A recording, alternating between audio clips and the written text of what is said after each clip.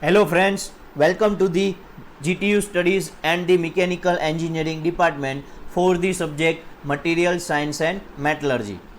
And the chapter is the main chapter iron carbide equilibrium system, which is known as a heart of the MSM subject.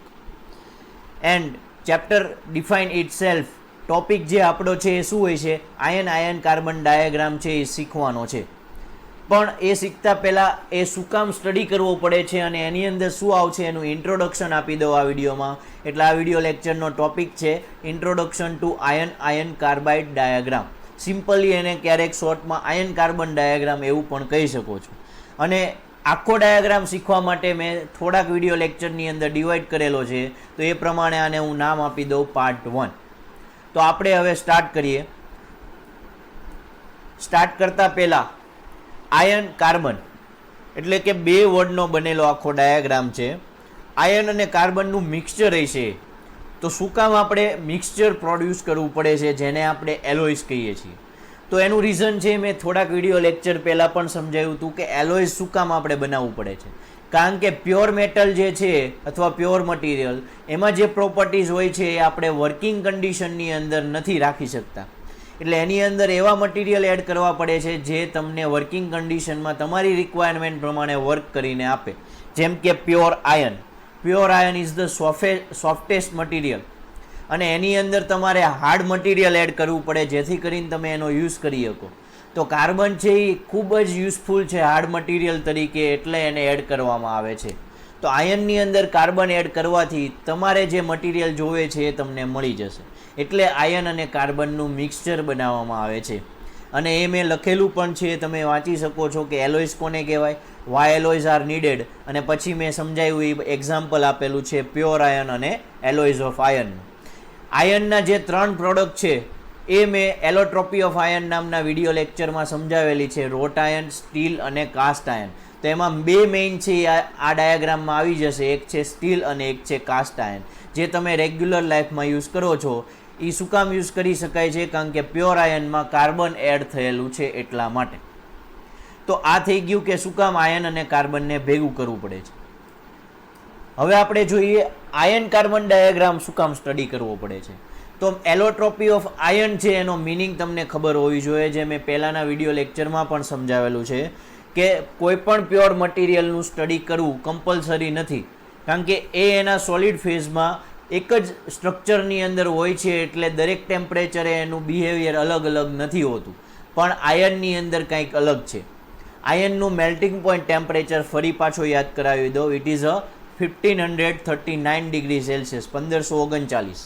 એની ઉપર જાય એટલે liquid હશે, પણ 1539 કરતાં નીચે 0 સુધી એ સોલિડ ફોર્મમાં જશે. તો પછી શું કામ એનું બિહેવિયર 0 થી 1539 સુધી બદલાતું રહે છે? એટલા માટે કે આયન છે એલોટ્રોપિક મટીરિયલ છે. એલોટ્રોપિક મટીરિયલ કોને કહેવાય કે જેની અંદર ટેમ્પરેચર બદલતા સ્ટ્રક્ચર બદલાઈ જાય, બિહેવિયર બદલાઈ જાય, એનું તમારે પર્ટિક્યુલર સ્ટડી કરવું પડે. અને તમને મેં કીધું એ પ્રમાણે સ્ટીલ અને cast iron most usable material છે અત્યારની લાઈફમાં, તો પછી તમારે એનું સ્ટડી કરવું પડે. એટલે કે કેટલા પર્સન્ટેજ કાર્બને અને કેટલા ટેમ્પરેચરે પર્ટિક્યુલર મટીરિયલનું બિહેવિયર, સ્ટ્રક્ચર અને પ્રોપર્ટીઝ કેવી હશે એ તમે કોઈ ગ્રાફમાંથી જોઈને લઈ શકો, તો તમારે એમાંથી એ ટેમ્પરેચર મટીરિયલ બનાવી શકશો કે નહીં એ આઈડિયા આવે. એટલે આયન કાર્બન ડાયાગ્રામ છે બહુ પહેલાં બની ગયેલો છે. પ્રેક્ટિકલી જે પણ ડેટા મળતા ગયા એના ઉપરથી ડ્રો કરેલો છે. જેમ કે તમે કોઈ ગ્રાફ ડ્રો કરો, એમાં ગ્રાફમાં ઘણા બધા પોઈન્ટ મળ્યા હોય કે પહેલો પોઈન્ટ છે એ 2,3 એ મળે છે, 2,3 એ. બીજો પોઈન્ટ છે એ 5,6 એ મળે છે. આવો ગ્રાફ ડ્રો કર્યો હોય છે, પછી બધા પોઈન્ટને કનેક્ટ કરી દો. તો આ જે રિઝલ્ટ મળે છે એને કનેક્ટ કરો એટલે એ ડાયાગ્રામ તૈયાર. આવો જ ડાયાગ્રામ કાંઈક આયન કાર્બનના બિહેવિયરનું સ્ટડી કર્યું હોય છે થોડાક વર્ષો પહેલાં, અને એના ઉપરથી બનાવવામાં આવ્યો છે. એનું રીઝન પણ અહીંયા મેં બતાવેલું કે શું કામ સ્ટડી કરવું જોઈએ. તમે જોઈ શકો છો અલગ અલગ ટેમ્પરેચરે સ્ટ્રક્ચર અલગ છે, મેગ્નેટિક નોન મેગ્નેટિક બિહેવિયર અલગ છે, એટલે સ્ટ્રક્ચર અને બિહેવિયર પ્રમાણે એના નામ પણ અલગ અલગ આપવામાં આવશે. તો આ છે એનું ઇન્ટ્રોડક્શન. હવે આપણે જોઈએ આયન કાર્બન ડાયાગ્રામમાં આપણે શું મૂકવું પડશે.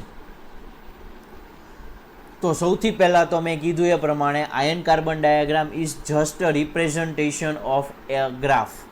ગ્રાફ જ છે, બીજું કાંઈ નથી. તમને ગ્રાફ પેપર આપી દે અને ગ્રાફ ડ્રો કરવાનો હોય તો સૌથી પહેલાં શું ડ્રો કરશો? બે એક્સિસ, એક હોરિઝોન્ટલ અને એક વર્ટિકલ.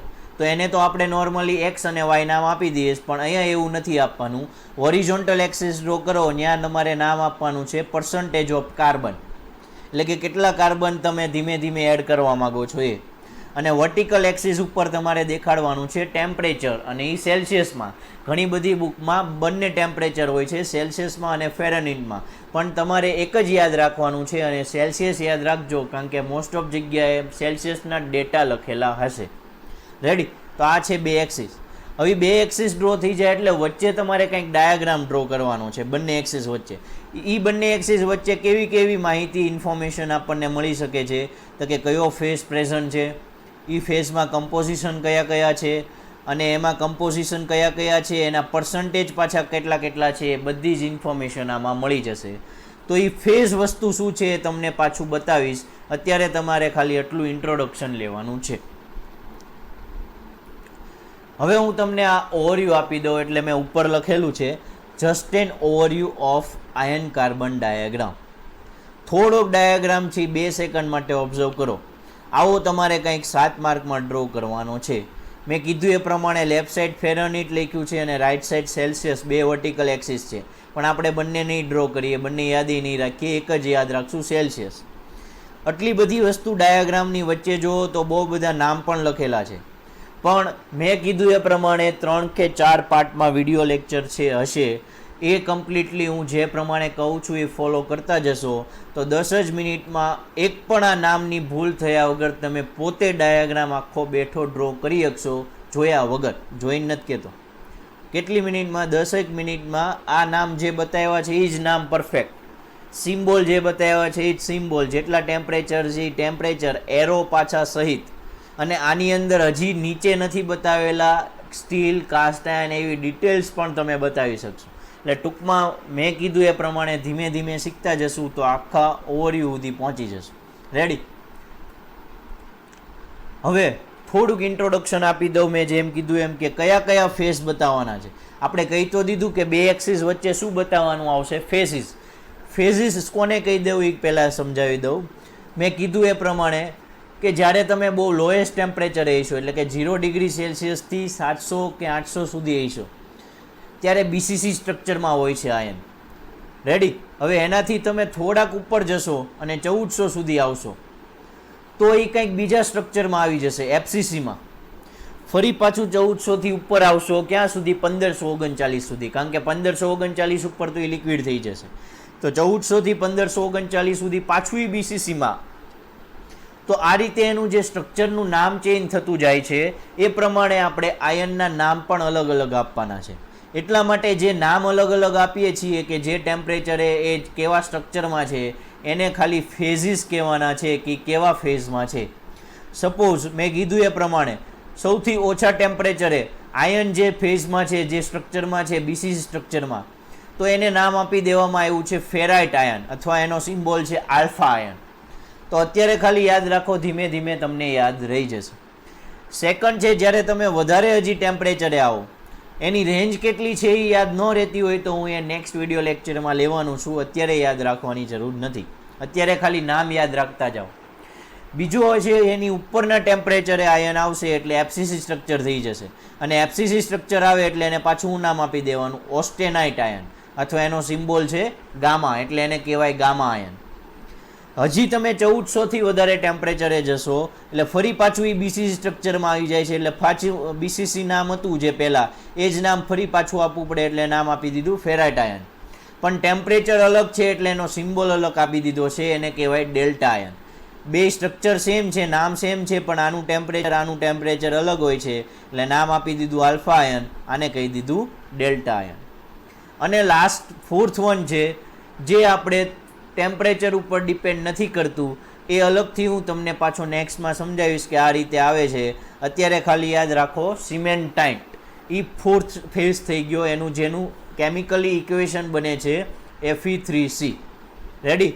Fe છે એ આયનનો ફોર્મ છે અને કાર્બન C, એટલે Fe3C છે એ મૂકશો એટલે એને કહેવાય સિમેન્ટાઇટ.